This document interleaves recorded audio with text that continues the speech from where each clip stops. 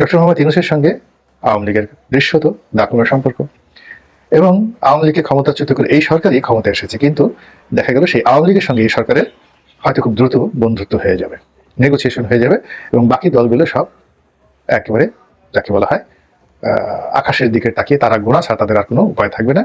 এই রাজনৈতিক সমীকরণ একবার নয়, দুইবার নয়, বহুবার এই বাংলাদেশে ঘটেছে, বহুবার ঘটেছে। আমি উদাহরণ জাস্ট একটা উদাহরণ দিলাম 1/11-এর, কিন্তু একই উদাহরণ আমি আরো 10টা দিতে পারবো। দ্বিতীয়ত, বিএনপির সঙ্গে আওয়ামী লীগের, অর্থাৎ এখন এই যে অন্যান্য দলগুলোর মধ্যে যে ঐক্য, সেই ঐক্যর যে জায়গাটি এটি বন্ধ হয়ে গেছে, এবং এই ঐক্য আর হবে না। এই ঐক্য আর হবে না, এর কারণ হলো জনাব তারেক রহমান সাহেব নিচে নামতে নামতে নামতে নামতে এমন একটা জায়গায় নিচে নেমেছেন যে রাস্তার ছোট ছোট দলগুলো, যাদের সঙ্গে দেখা গেল জামাতের একজন রোকন, যাদের সঙ্গে কথা বলেন না এক টেবিলে বসে, এমন সব লোকদেরকে জনাব তারেক রহমান সাহেব লন্ডনে টেলিফোন করেন, তাদের সাথে নিয়মিত কথাবার্তা বলেন, তাদেরকে রাজনৈতিক সঙ্গী বন্ধু বানানোর জন্য তিনি চেষ্টা করেন। মানে বিএনপি কেবলমাত্র আওয়ামী লীগকে মোকাবেলা করার জন্য রাজনৈতিকভাবে যতটা নিচে নামা সম্ভব, যতটা ছাড় দেওয়া সম্ভব, তার সর্বোচ্চ তারা দিয়ে যাচ্ছে। তারা মাহমুদুর রহমান মান্না সাহেবের মতো মানুষ, ভিপি নূরের মতো মানুষ থেকে শুরু করে আরো অনেকের সঙ্গে, আসম আব্দুর রফের মতো মানুষ, অনেকের সঙ্গে বন্ধুত্ব করার চেষ্টা চালাচ্ছেন। বাংলাদেশকে ঘিরে মহাকালের যে চক্রান্ত, এই চক্রান্ত এখন একেবারে সর্বনাশা পর্যায়ে পৌঁছে গিয়েছে। কারণটি হলো, আমরা অতীতে যখন আমাদের বিরুদ্ধে চক্রান্ত ছিল, তখন আমাদের যে মোরাল ক্যারেজ ছিল, নৈতিক সাহস ছিল, রাষ্ট্রীয় ভিত্তি ছিল, এবং সামাজিক সংহতি ছিল, জনগণের মধ্যে মিল মহব্বত ছিল, বন্ধন ছিল, এবং একে অপরের প্রতি শ্রদ্ধাবোধ ছিল। এবং সেসব কারণে ইতিহাসের বিভিন্ন সন্ধিক্ষণে, সে 1000 বছর আগে আমরা কখনো দিল্লির বিরুদ্ধে লড়েছি, কখনো সেই গুজরাটের রাজা চালুক্য সম্রাট রাজেন্দ্রের বিরুদ্ধে লড়েছি, আফগানিস্তান থেকে আগত যারা যোদ্ধা তাদের বিরুদ্ধে লড়েছি, আরো অনেকের বিরুদ্ধে লড়েছি, এবং সর্বশেষ পৃথিবীর অন্যতম পরাশক্তি পাকিস্তানের সঙ্গে লড়াই করেছি, এবং আমরা জিতেছি। আমাদের এই দেশকে নিয়ে যখন যেভাবে যে পেরেছে সবাই চক্রান্ত করেছে। কারণ হলো, এদেশের মানুষের একটা স্বাভাবিক শক্তি রয়েছে, কর্মশক্তি।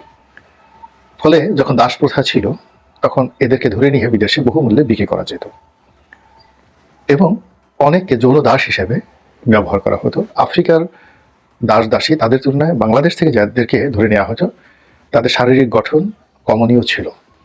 ফলে তাদেরকে গৃহদাস এবং যৌনদাস কিংবা যৌনদাসী হিসেবে খুব সহজে উচ্চ মূল্যে বিক্রি করা যেত। মানুষের পর আমাদের এই প্রকৃতিতে বহু মূল্যবান পশু ছিল।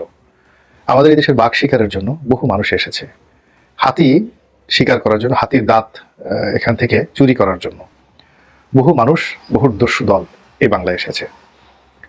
এরপর আমাদের উদ্ভিদ এবং শস্য অসাধারণ, আমাদের শিল্প এবং সাহিত্য, আমাদের দেশের যে হস্তশিল্প, মসলিন শিল্প, এ কারণে এই দেশটি সেই অনাদিকাল থেকেই বিশ্বের লুটেরা, ডাকাত, তাদের জন্য এটি একটি যাকে বলা হয় স্বর্ণ ডিম্ব আর হাঁস, মানে স্বর্ণ ডিম্ব প্রসবকারী হংস, একটু যাকে বলা হয় সংস্কৃত ভাষা ব্যবহার করে বলার চেষ্টা করলাম, যদি আমরা বাংলায় বলি স্বর্ণের ডিম পাড়া হাঁস। এবং এটি এখন অব্যাহত আছে। 18 কোটি মানুষ, বেশিরভাগ মানুষই শ্রমজীবী। এমনকি আমাদের সমাজে যারা ভিক্ষা করেন, অনেক কষ্ট করে তারা ভিক্ষা করেন। আপনি গিয়ে দেখবেন শাহবাগের মোড়ে, মানে যারা আহত, হাত পা নেই, অনেক কষ্ট করে তারা এই দৌড়দৌড়ি করে ভিক্ষা করছে। আবার যারা সং ধরছে, মানে কেউ বোবা, কেউ অন্ধ, কারো হাত পা ভালো কিন্তু সে পঙ্গু সেজে ভিক্ষা করছে, এবং এই ধরনের নিখুঁত অভিনয় করতে তাদের অনেক কষ্ট হয়, ভীষণ রকম কষ্ট হয়। আমাদের দেশের মানুষদের মধ্যে একটা স্বাভাবিক মেধা আছে, এবং সেই মেধা অন অ্যাভারেজে বিশ্বের অনেক দেশের চেয়ে বেশি। ফলে আপনি দেখবেন যে গত 20 বছরে পৃথিবীর প্রযুক্তি এবং বিজ্ঞান এবং অঙ্ক, ফিজিক্স, কেমিস্ট্রি এর যে অধিক্ষেত্রগুলো রয়েছে, ইনক্লুডিং মহাকাশ গবেষণা, এখানে বাঙালি ছেলেমেয়েরা পৃথিবীর অন্য যে কোনো দেশের চেয়ে ভালো করছে। ফলে এই দেশের উপর কর্তৃত্ব স্থাপন করার জন্য সকল পরাশক্তি, আমেরিকা বলেন, রাশিয়া বলেন, ইংল্যান্ড বলেন, এবং সাম্প্রতিক সময় ভারত, পাকিস্তান সবাই চেষ্টা করে যাচ্ছে। তারই ধারাবাহিকতা এই মুহূর্তে চেষ্টার ক্ষেত্রে সবার উপরে রয়েছে আমেরিকা, তারপরে রয়েছে ভারত।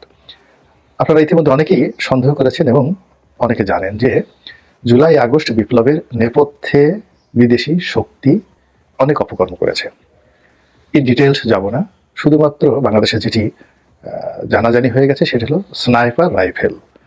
এটা দিয়ে গুলি করে অনেক মানুষকে হত্যা করা। এই কাজটি ছাত্র করেনি, তরুণ করেনি, আন্দোলনকারীরা করেনি, বিএনপি করেনি, জামাত করেনি। তাহলে কারা করেছে? এই ধরনের রাইফেল বাংলাদেশে আসার কথা না, মিলিটারির নেই, পুলিশের নেই। তো কাজেই এগুলো নিয়ে অনেক কথা বলা যায়, অনেক সন্দেহ করা যায়। সরকার যখন ভালো একটা অবস্থানে পৌঁছবে নিঃসন্দেহে এগুলো নিয়ে আলাপ আলোচনা হবে। তো যা বলছিলাম যে এখন এই বাংলাদেশকে নিয়ে চক্রান্ত হচ্ছে, ভীষণ রকম চক্রান্ত হচ্ছে। চীন এখানে আধিপত্য বিস্তার করার জন্য চেষ্টাও চালাচ্ছে, চক্রান্ত চালাচ্ছে।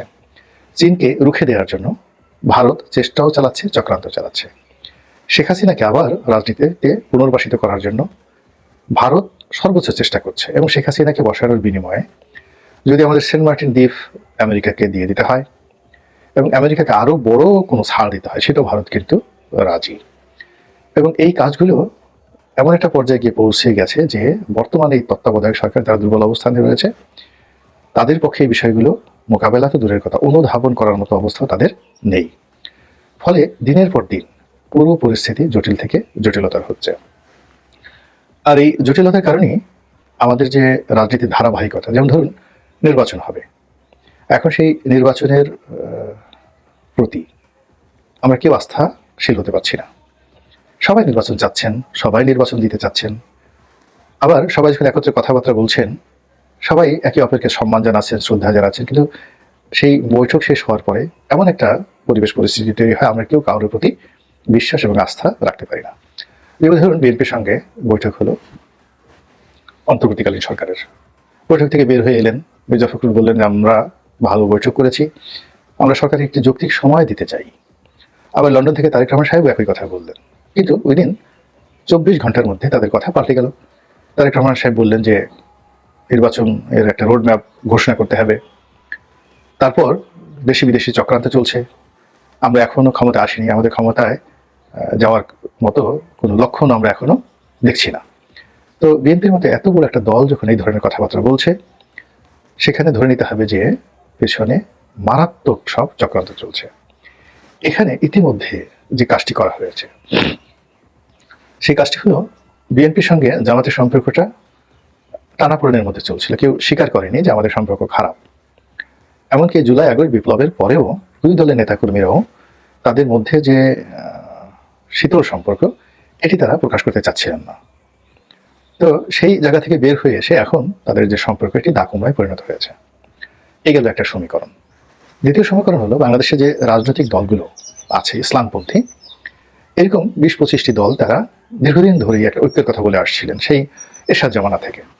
এইবার কিন্তু একটা পরিস্থিতি তৈরি হয়েছিল।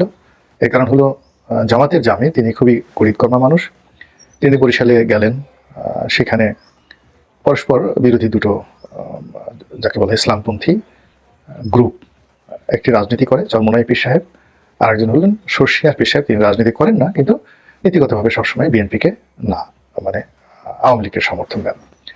তো তিনি সেই শর্ষিয়ার পীর সাহেবের সাথে দেখা করলেন, চরমোনাই পীর সাহেবের সঙ্গে দেখা করলেন, হেফাজতের লোকের সঙ্গে তার দেখা সাক্ষাৎ হলো, এবং অন্যান্য যারা আছেন, এমনকি যে দেলোয়ার হোসেন সাইদী সাহেবের যে মামলা, সেই মামলায় যিনি প্রথম অভিযোগ করেছিলেন সেই মাইজ ভান্ডারী, আমাদের সেই ভান্ডারী ভাই যাকে আওয়ামী লীগ এমপি বানিয়েছিলেন, তো তাদের সঙ্গে সেই ভান্ডারীদের সঙ্গে কিন্তু জামাত সম্পর্ক নষ্ট করতে চায়নি, এবং তারা অনেক কিছু ছাড় দিতে চেয়েছে, পর্দার ব্যাপারে ছাড় দেওয়ার চেষ্টা করেছে, মুক্তিযুদ্ধের বিষয়ে তারা সরি বলার জন্য রাজি, তারপর নিজেদেরকে আরো উদার হিসেবে তারা প্রমাণ করার জন্য হিন্দুদের সঙ্গে তাদের একটা সম্পর্ক, অমুসলিম শাখা হিসেবে তারা একটা শাখা তৈরি করেছে। সব মিলিয়ে তারা অনেকটা পেরেস্ট্রয়কার মতো করে, অর্থাৎ গর্বাচেভ যেভাবে গ্লাসনস্ট এবং পেরেস্ট্রয়কার মাধ্যমে রাশিয়াকে বা সোভিয়েত ইউনিয়নকে আমূল পরিবর্তন করার জন্য চেষ্টা চালিয়েছেন, ওভাবে কিন্তু জামাত চেষ্টা চালিয়ে আসছিল, কিন্তু সেটা বিমোরাং হয়ে গেছে। জামাতের সঙ্গে কারো বন্ধুত্ব তো হয়নি, বরং আগে যে সম্পর্কটা ছিল সেই সম্পর্কটা আরো খারাপ হয়েছে। তাহলে বিএনপির সঙ্গে জামাতের সম্পর্ক খারাপ হলো, জামাতের সঙ্গে ইসলামপন্থীদের সম্পর্ক খারাপ হয়ে গেল। এরপর ধরুন মাঠের যারা এই মুহূর্তে আওয়ামী লীগ ছাড়া অন্য রাজনৈতিক দলগুলো আছে, তাদের প্রায় সবার সঙ্গেই বর্তমান সরকার সরকারের সম্পর্ক খারাপ হয়ে গেছে, ভীষণ রকম খারাপ হয়ে গেছে। এমনকি সমন্বয়কদের মধ্যেও একটা বিরাট শ্রেণী রয়েছে যারা এখন আর ডক্টর মোহাম্মদ ইউনূস, তার সরকার, তার আপনজন, এমনকি ডক্টর আসিফ নজরুলকেও আগের মতো বিশ্বাস করেন না, সম্মান করেন না এবং তাদের সাথে যোগাযোগ রক্ষা করেন না। ফলে কি হলো, সব পক্ষের জন্য এখন আওয়ামী লীগ জাতীয় পার্টি মূল্যবান বস্তু হিসাবে দেখা দিয়েছে। সরকার যদি হঠাৎ করে দেখেন যে আওয়ামী লীগের সঙ্গে যোগাযোগ শুরু করেছে, জাতীয় পার্টিকে আবার কাছে টেনে নিয়েছে, কিচ্ছু করতে পারবেন না। এর কারণ হলো, সরকারের সঙ্গে যারা সম্পর্ক রক্ষা করার কথা, তারা যেহেতু সরকার থেকে দূরে সরে গেছে, সরকার তার পিঠ বাঁচানোর জন্য, অস্তিত্ব রক্ষা করার জন্য ঠিক সেম কাজটি করবে। এবং এটা নতুন নয়, ১/১১ সময় কিন্তু এই ঘটনাই ঘটেছিল। ১/১১ ঘটেছিল, যে কোনো কারণে ১/১১ ঘটেছিল, কিন্তু ১/১১ যারা কুশীলব তারা সবাই কিন্তু বিএনপির প্রতি স্যাম্প্যাথাইজড ছিলেন। এবং তারা যখন দেখলেন যে তারা আর পারছেন না, তখন তারা বিএনপির হাতে ক্ষমতা হস্তান্তর করার জন্য চেষ্টা চালাচ্ছেন। কিন্তু কোনো অবস্থাতেই বিএনপির সঙ্গে তারা সেই সম্পর্ক স্থাপন করতে পারেননি, অথবা বিএনপি সেই ১/১১ কুশীলবদেরকে এতটা অবিশ্বাস, এতটা অশ্রদ্ধা করতেন, মনে হতো যে তারা মরে যাবেন, সারাটা জীবন জেলে থাকবেন, পচে যাবেন, গলে যাবেন, কিন্তু এই বেঈমান মুনাফিক যাদেরকে তারা ক্ষমতায় বসিয়েছেন তাদের সাথে নেগোসিয়েশন করবেন না। তখন তারা বাধ্য হয়ে আওয়ামী লীগের সঙ্গে নেগোসিয়েশন করে। এখনও ঠিক একই অবস্থা। ডক্টর মোহাম্মদ ইউনূসের সঙ্গে আওয়ামী লীগের দৃশ্যত দাকুমের সম্পর্ক, এবং আওয়ামী লীগকে ক্ষমতাচ্যুত করে এই সরকারই ক্ষমতায় এসেছে, কিন্তু দেখা গেল সেই আওয়ামী লীগের সঙ্গে এই সরকারের হয়তো খুব দ্রুত বন্ধুত্ব হয়ে যাবে, নেগোসিয়েশন হয়ে যাবে, এবং বাকি দলগুলো সব একেবারে যাকে বলা হয় আকাশের দিকে তাকিয়ে তারা গোনা ছাড়া তাদের আর কোনো উপায় থাকবে না। এই রাজনৈতিক সমীকরণ একবার নয়, দুইবার নয়, বহুবার এই বাংলাদেশে ঘটেছে, বহুবার ঘটেছে। আমি জাস্ট একটা উদাহরণ দিলাম 1/11-এর, কিন্তু একই উদাহরণ আমি আরো 10টা দিতে পারবো। দ্বিতীয়ত, বিএনপির সঙ্গে আওয়ামী লীগের, অর্থাৎ এখন এই যে অন্যান্য দলগুলোর মধ্যে যে ঐক্য, সেই ঐক্যর যে জায়গাটি, এটি বন্ধ হয়ে গেছে এবং এই ঐক্য আর হবে না। এই ঐক্য আর হবে না, এর কারণ হলো জনাব তারেক রহমান সাহেব নিচে নামতে নামতে নামতে নামতে এমন একটা জায়গায় নিচে নেমেছেন যে রাস্তার ছোট ছোট দলগুলো যাদের সঙ্গে